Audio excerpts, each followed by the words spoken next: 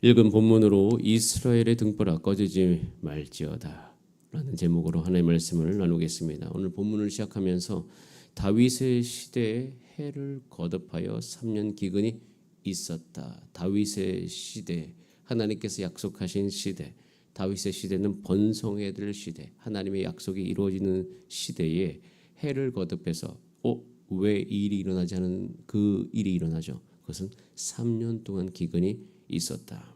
그래서 그 이유에 대해서 우리가 알아야 되겠습니다. 그래서 하나님께 다윗이 물어보았습니다. 하나님께서 대답을 하셨죠. 그 이유가 사실 조금 뜬금없는 그런 이유예요. 기브온 사람을 죽인 이유예요. 사실 이 기근이 언제 일어났는지, 그러니까 사무엘하 21장이면 이제 사무엘하가 끝난 쯤 아닙니까? 그래서 의견이 굉장히 많습니다. 그 의견 중에서 이제 압살롬 반역 이유가 아니라 이전이라는 성경학자들의 의견이 있습니다. 사실 저도 아무리 정황을 놓고 봐도 그렇게 생각을 합니다. 자, 그런데 사실은 이 기근의 시기가 언제 일어났냐, 이거보다 더 중요한 것이 뭐냐면 이 사건이 지금 언제 기록되고 있습니까? 사무엘하 마지막에 기록되고 있다는 사실이 훨씬 중요합니다. 이유는 이 사건이 이때 기록되고 있다는 것은 사무엘하를 마무리하면서 지금 이때 생각해 봐야 될 사건이라는 거예요. 즉, 이 사건을 통해서 얻은 교훈이 있는데 이 교훈을 지금 이 열왕기 상하가 시작되기 직전에 생각을 해봐야 되는 문제다라고 성경은 우리 가운데 이야기하고 있는 것입니다. 그 문제는 무엇인가? 이것을 통해서 우리 가운데 말씀해 주시는 것이 무엇인가? 자, 우선은 기근의 문제라는 것은요, 가벼운 문제가 결코 아니죠. 이스라엘 전체가 죽는 문제입니다. 경제적인 타격이 심각한 거예요. 경제가 3년 동안 최악이다. 아마 이때 많은 백성들이 죽었을 수 있습니다. 심각한 문제죠. 그래서 국가적으로 이 문제를 반드시 해결을 해야 돼요. 여러분, 문제를 해결하기 위해서는 원인을 알아야 되죠. 원인을 알아야 해결이 되지 않겠습니까? 여러분의 삶도 마찬가지예요. 여러분의 삶 가운데 어려움이 지속되고 있습니다. 그러면 그 원인을 알아야 해결이 됩니다. 가정의 문제도요. 그 가정의 문제가 계속 지속되고 있으면, 반복적인 문제가 계속 있다면 그 원인을 알아야 해결할 수 있어요. 교회의 문제도 마찬가지예요. 원인을 알아야 해결이 됩니다. 자, 그런데 그 원인을 알아서 해결하라고 하는데 더 큰 문제가 한 가지 더 있네요. 그것은 문제의 원인을 다루기가 어렵다는 사실이에요. 원인을 알아도 그것을 다루려면 이게 쉬운 문제가 아닙니다. 가끔씩 드라마나 영화를 보면 한 기업의 비리로 말미암아 그 조직 안에 어려운 문제가 있다는 것을 우리는 보게 돼요. 그래서 가끔씩 요즘에 드라마 중에 감사합니다라는 드라마가 있었는데 신하균이 나와서 나오는 그 드라마였습니다. 근데 그 안에서도 감사팀이 뭔가 조직의 비리를 파헤치잖아요. 근데 파헤칠수록 정말 어려워요. 왜냐하면 그 비리에 너무나도 많은 사람이 연결되어 있고, 그리고 그것이 핵심 인물로 연결되어 있기 때문에 큰 대가 지불을 필요로 할 때가 있어요. 우리 개인의 삶도 마찬가지고 가정도 그렇고요. 교회도요. 어떤 우리를 어렵게 하는 문제가 있는데 그 문제를 해결하기 위해서 원인을 파헤쳐 보니까 그 원인이 정말 큰 대가 지불을 해야 되는 그런 경우들이 있어요. 우리 인생도 그렇습니다. 여러분의 삶을 어렵게 하는 문제의 원인이 때로는 거머리처럼 여러분에게 딱 달라붙어서 피를 흘리지 않고선 해결이 안 될 수도 있어요. 기근이 3년 있었고 이제 그 원인을 해결해야 된다. 여러분, 이때는 기억하셔야 돼요. 수술의 시기라는 것을 기억하셔야 됩니다. 수술해야 될 때라는 거예요. 이 시기는 아까도 말씀드렸듯이 사무엘하 19장 20장에서 우리가 잠시 나누었듯이 다윗 왕 후기에 이제 이스라엘의 분열의 조짐이 보이고 있습니다.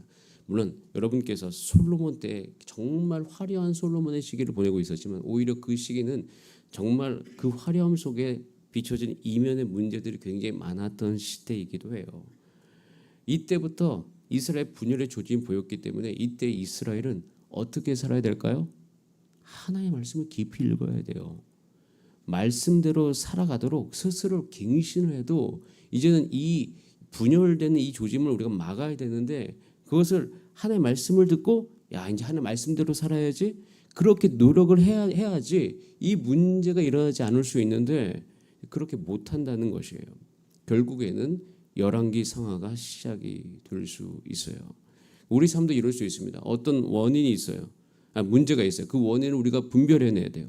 그리고 그 원인을 알면은 해결을 해야 되는데 그 해결되기 위해서는 하나님의 말씀 앞으로 깊이 나가서 그 말씀을 붙들고 어떤 대가 지불이 있더라도 내가 해결할 마음으로 하나님에 딱 붙어 있어야지 그것이 해결되는데 그것을 못할 수 있다는 것이에요. 그래서 오늘 본문은요, 우리가 어떤 잘못을 해결하기 위해서 원인을 분별하고 어느 정도까지 결단을 해야 되는지를 우리 가운데 보여주고 있어요. 저는 그래서 이 본문이 사실은 적용하기가 쉽지 않은 본문이에요. 하지만 여러분, 귀 있는 자는 듣고 여러분의 삶의 문제 앞에서 여러분 담대하게 하나님 앞에 나아가서 해결해 나가시는 여러분의 삶이 되시기를 소원합니다. 영적 수술의 시기예요. 그때에 다윗은 무엇을 했는가? 자, 1절 말씀을 다시 한번 읽어보겠습니다. 1절 시작. 다윗의 시대 해를 거듭하여 3년 기근이 있으므로 다윗이 여호와 앞에 간구하며 여호와께서 이르시되 이는 사울과 피를 흘린 그의 집으로 말미암음이니 그가 기브온 사람을 죽였음이니라. 우선 첫 번째로 영적 수술이 필요한 시기에는 하나님께 물어보셔야 됩니다. 제가 우리 가정을 갱신하기 위해서는 하나님께 물어봅니다. 교회도 마찬가지예요. 교회 안에서도 하나님, 우리 교회 안에 하나님 말씀대로 살아가고 부흥이 일어나야 하는데 어떻게 해야 됩니까? 자, 그런데 그 하나님께 물어볼 때에 중요한 것이 있어요. 이건 제가 여러분 가운데도 몇 번 이야기한 적이 있는데요. 문제를 해결하기 위해서 하나님의 뜻을 물어볼 때는 순종할지를 결정하고 물어보시기 바랍니다. 그러니까 하나님의 뜻을 내가 들어보고 내가 순종해야지.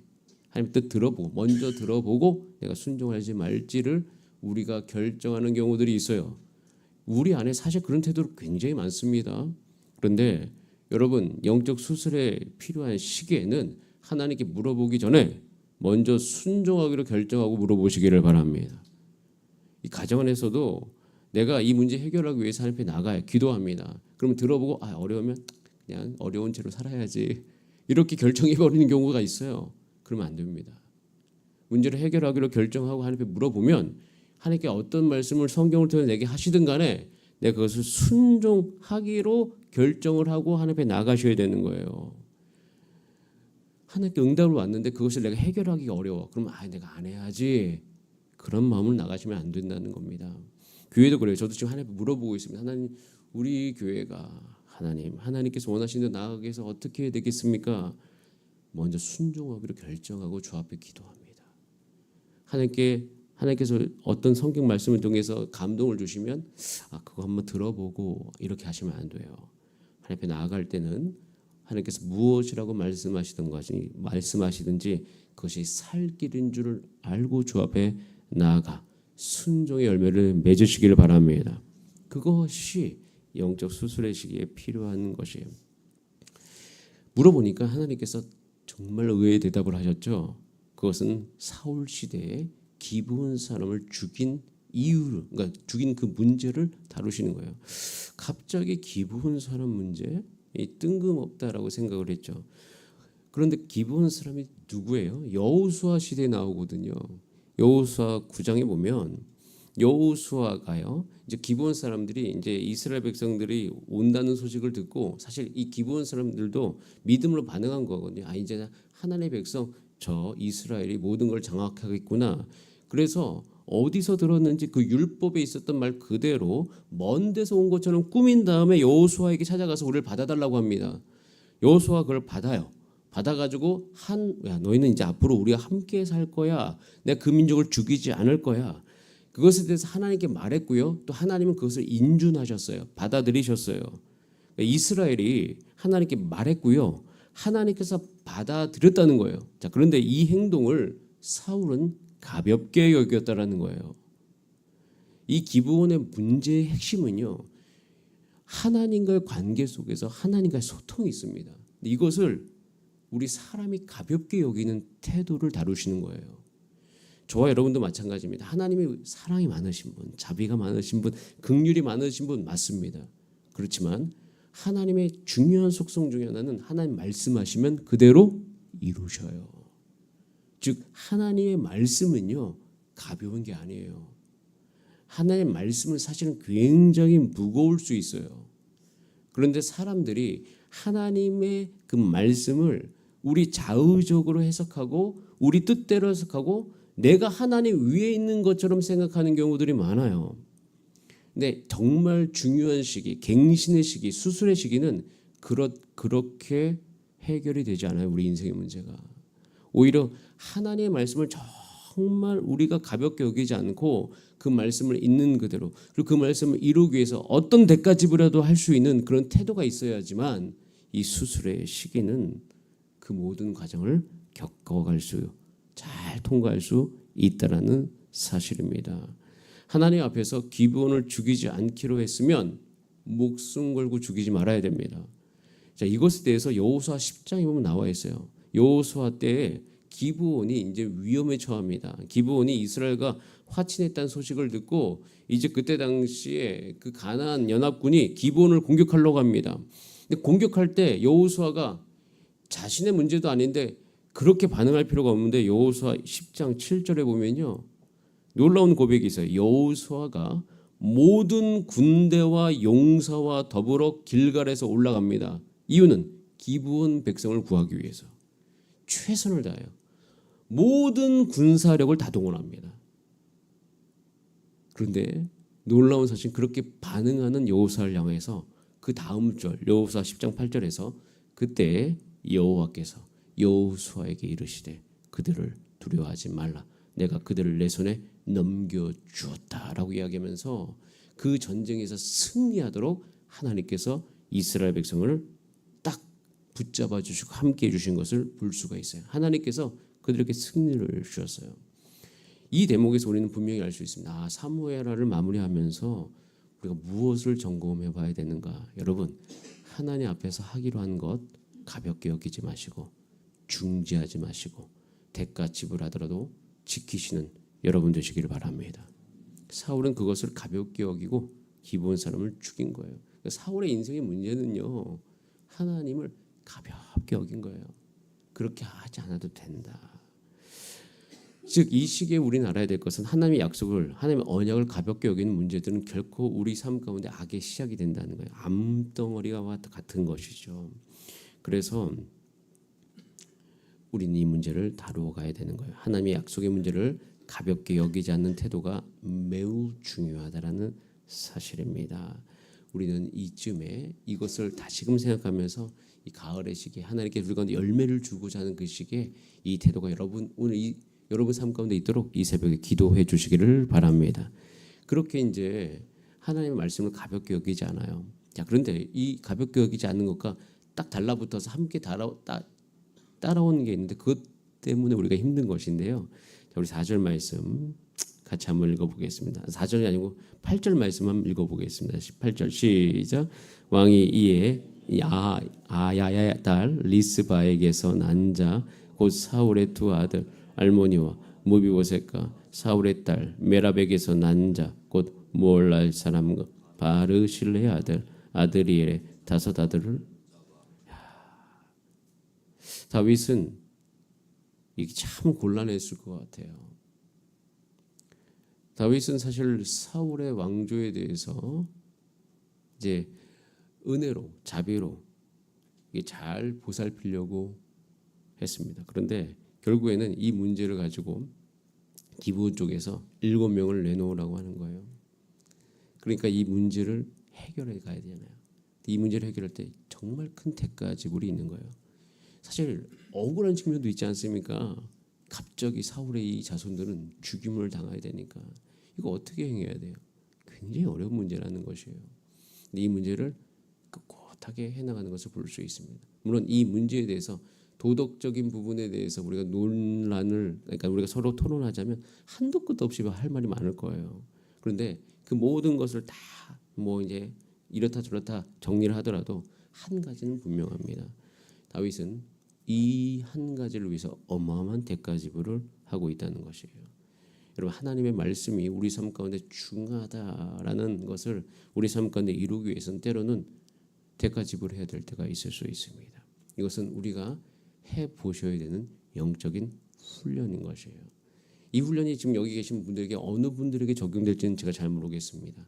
다만 중요한 것은 이 대가 지불이 때가 혹시 여러분 삶 가운데 다가온다면 하나님 앞에 이 새벽에 나와서 성령의 충만함을 구하면서 내가 넉넉히 그 대가 지불을 할 수 있는 힘을 달라고 기도할 수 있는 지혜가 여러분 가운데 있기를 소원합니다. 저도 정말 큰 회복을 누릴 때 큰 대가 지불을 했었어요. 제가 예전에 모았던 돈, 결혼 직전에 모았던 돈이 있었습니다. 근데 그 돈, 제가 결혼하고 나서 있었던 모든 전 재산, 그때 2,500만 원, 굉장히 큰 돈이었어요. 그것을 6개월 동안 다 쓴 적이 있습니다. 왜요?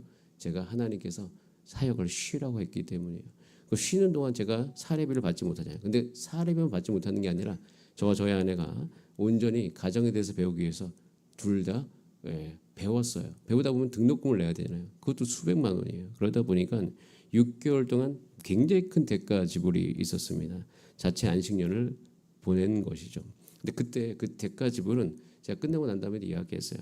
가장 잘 쓴 돈 중에 하나이다. 물론 그 뒤로 재정이 쉽진 않았습니다.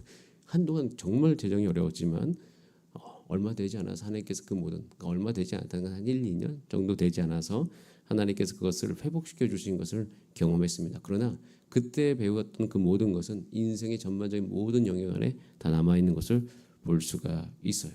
여러분 우리 교회는 지금 이 시기에 어떤 대가 지불을 해야 될까요? 여러분의 가정은 어떤 대가 지불을 해야 될까요? 나는 무엇을 해야 될까요?